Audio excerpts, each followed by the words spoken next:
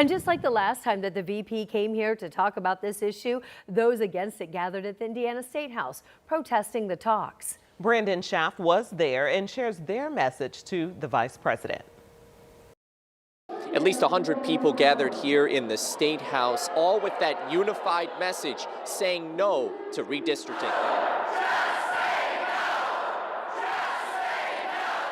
Friday's protest resembled the one that happened last time Vice President Vance was in town in August, also to discuss redistricting in Indiana. We want fair elections, and we don't want them trying to steal our votes. That is against everything America stands for. Beverly Matthews says Indiana should make their own decisions instead of being strong-armed by the vice president.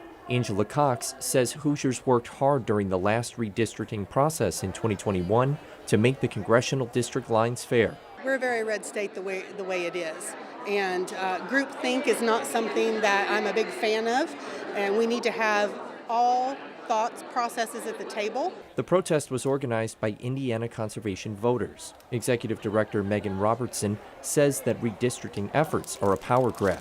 Because Washington, D.C. politicians are worried that their policies aren't good enough to win elections. They want to come here and try to bully our legislature into drawing new maps so that they can cheat to win. Indiana State Senator Shelley Yoder says if redistricting was coming, it would have already happened, like it did in Texas and Missouri. But it is because, Hoosiers, you are speaking out. You're standing up. You're saying no. Not in our state. Indiana State Representative Phil Giaquenta says that this is about D.C. Republicans being nervous about the 2026 election. And the reason is because of their failed policies, and they know it. You talk about polls, they can read the polls. And the polls tell them they're losing, and that's why they're going around the country trying to gain any advantage that they can. Brandon Schaff, 13 News. All right, thank you, Brandon. And Robertson added that VP Vance should be in D.C. dealing with the government shutdown, not coming here to push for redistricting.